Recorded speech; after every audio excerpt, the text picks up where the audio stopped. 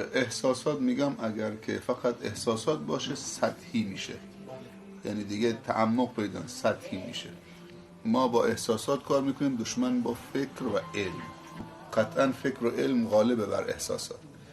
یعنی ما مسلمان ها متاسفانه امروز قرآن رو برای ثواب میخونیم بس، نه برای عمل و برای برنامه زندگی. و اینکه قرآن هر 6000 و خورده آیه هست، یعنی 6000 برنامه، 6000 فرمول برای زندگی، 6000 قاعده برای زندگی. و یکی از دانشمندان غرب میگوید که خاورشناسا، یعنی اسلام شناسا، میگوید که مسلمان ها کتاب مقدسشون رو نمیخونن، اهل مطالعه نیستن. اگر خوندن نمیفهمند، اگر فهمیدن عمل نمیکنن. ما خیالمون راحته. اونا میگن